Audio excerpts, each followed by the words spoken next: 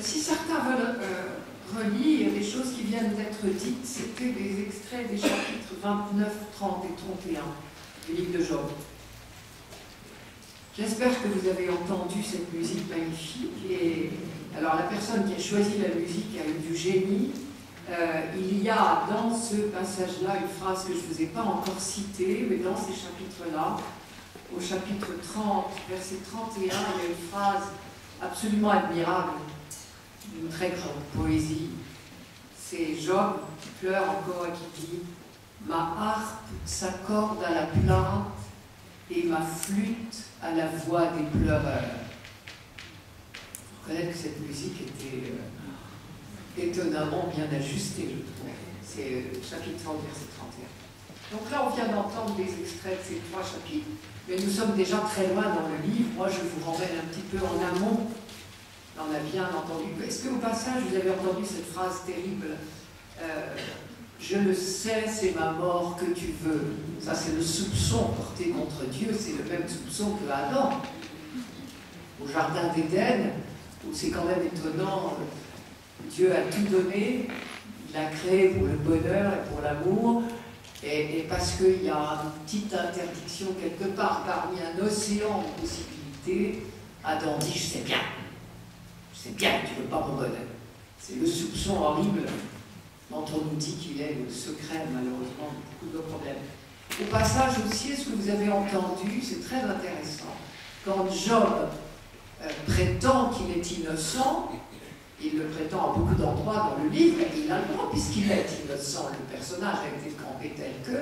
Ce qui m'intéresse, moi, si vous travaillez ce livre, vous verrez, et pour ceux qui le connaissent déjà, c'est très impressionnant, et ça dit déjà beaucoup de choses sur la foi d'Israël. Quand un homme en Israël se dit juste, il ne dit pas « j'allais à la messe tous les dimanches, je traduisais le Shabbat, etc., je faisais ce qu'il fallait, je faisais maigre le vendredi ». Non, il dit « je ne laissais pas crever les pauvres. Personne autour de moi n'avait ni faim ni froid ». C'est étrange, hein, ça prouve que le livre de Job est déjà très très irrigué par la prédication des prophètes, qui ont dit abondamment que, par exemple, je pense à Osée au 8e siècle, qui a dit « c'est la miséricorde qui dit de la part de Dieu, c'est la miséricorde que je veux, et non les sacrifices. » Les sacrifices, c'était une belle célébration au temple pour honorer Dieu. Et bien moi, ce qui m'intéresse, en langage hébreu, ça ne veut pas dire « je ne veux plus de sacrifice, je ne veux que de la miséricorde ». Non, l'hébreu est ainsi fait, ça veut seulement dire une préférence. C'est-à-dire, ne croyez pas vous libérer du service des autres en faisant dire des belles messes, pour faire court. Ça ne vous étonne pas vraiment, hein. Mais c'était déjà un acquis à l'époque de Job. Intéressant. La prédication prophétique est très présente. Alors, je reprends là où j'en étais. Je vous ai présenté ce procès tel qu'il se déroule sous nos yeux, une victime innocente, Job, écrabouillé par un accusé et un coupable qui est Dieu. Mais Dieu se tait pour l'instant, mais Dieu a trois avocats qui sont les amis de Job, dans lesquels l'auteur du livre a placé tout le discours que j'appelle religieusement correct, c'est-à-dire qu'il est bien de dire « mon frère, tu souffres, eh ben, c'est pour payer pour tes fautes, ta souffrance est expiatoire, et dans le meilleur des cas, si tu te décides à te convertir, elle va être éducatrice, et tout ça. » Alors, ce sont les plaidoiries des avocats. Alors, le livre est construit de manière, c'est étonnant, assez systématique, c'est-à-dire qu'on a un discours de Job, puis un discours d'un ami, re-Job, re-ami, le deuxième. Alors, les amis s'appellent, je vous donne dans l'ordre à peu près, Eliphaz, Bildad et Sophar. Donc, vous allez avoir dans l'ordre, c'est très articulé ce livre.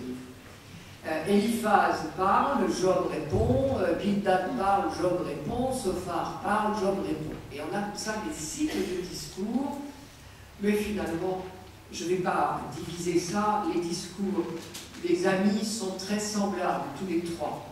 C'est Job, lui, qui va bouger beaucoup.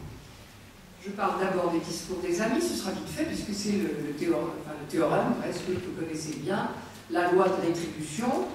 Je vous lis juste quelques phrases qui sont extrêmement bien tournées, qui sont des slogans. Et je vous ai dit ce matin que les auteurs bibliques adorent les métaphores, c'est un langage extrêmement imagé, la Bible. C'est ce qui me la rend un petit peu difficile quand même parfois. Par exemple, prenez une métaphore agricole. Alors vous imaginez devant un champ, et avec des semis et bientôt des moissons, et voilà ce que dit là mes trois amis. Les laboureurs de gâchis, les semeurs de misère, en font eux-mêmes la moisson. C'est très beau comme slogan, hein, ça fait un proverbe ça. Mais vous entendez bien que ce n'est qu'une métaphore là. Le vrai sujet, c'est mon petit père, si tu souffres, c'est que tu payes. C'est normal. Tout ça est normal. Ça fait pas de mal quand on ne souffre pas de dire ça. Le jour où on change de côté, on commence à trouver que c'est bien cruel et forcément faux.